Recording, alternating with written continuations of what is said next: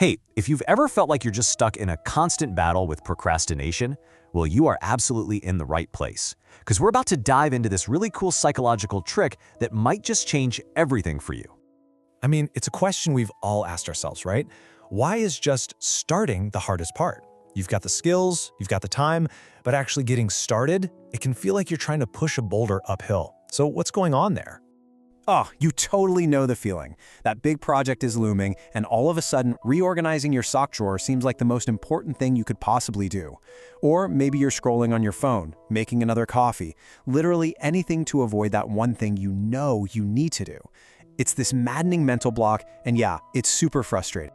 Okay, but what if I told you that the key to unlocking this whole procrastination puzzle was found, of all places, in a busy Vienna cafe, almost 100 years ago? I know, it sounds a little weird, but trust me, stick with me here because this is where the story gets really, really cool.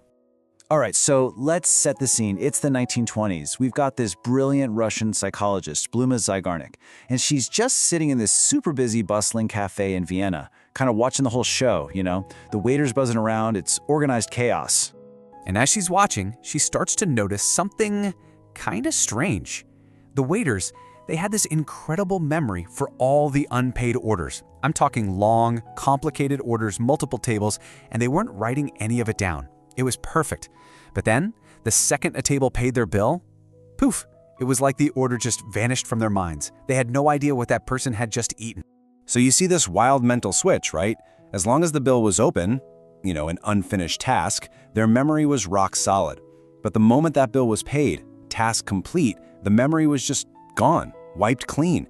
So what on earth was happening inside their heads? Well, Zeigarnik had a hunch she'd stumbled onto something big, something really fundamental about how our brains are wired.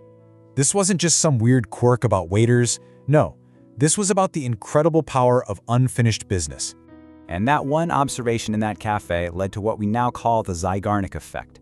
And it's pretty simple, really. It's just the idea that our brains tend to remember uncompleted tasks way, way better than the ones we've already finished. So here's the science, right? When you start something but don't finish it, you create what psychologists call an open loop in your brain. It's this kind of mental tension, and our brains, they hate open loops. They absolutely can't stand it. So what does it do? It keeps that unfinished task right there, front and center, basically nagging you like a little notification that just won't go away, saying, hey, we're not done with this yet. And then, finally, you finish the project. You submit the report, and your brain gets to do what it's been dying to do. It gets to close the loop. That mental tension just dissolves, and your brain basically lets out a huge sigh of relief. It can finally clear that task out of its memory because it doesn't need to bug you about it anymore.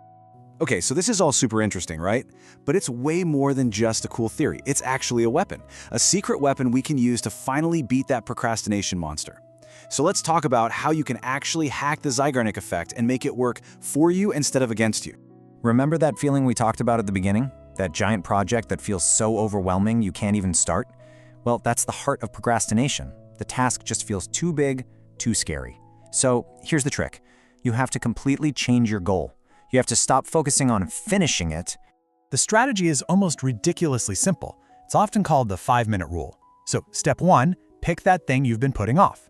Step 2, set a timer for just 5 minutes. And step 3, start. That's it. That's the whole deal. You're literally just committing to 5 minutes. You can stop when the timer dings, no pressure. But here's where the magic happens. Those 5 tiny minutes, they're just enough to trick your brain. By just starting, you've now created that open loop. And that's when the Zeigarnik Effect kicks in. All of a sudden, your brain feels that little bit of tension, and it starts saying, hey, wait a minute, maybe we should, keep going and finish this thing. It creates its own momentum. And that really is the core of it all, isn't it? As the saying goes, the hardest part isn't doing the work, it's just starting. Because so often, once we actually get going, we get into a rhythm, we find our flow. The real enemy was never the work itself.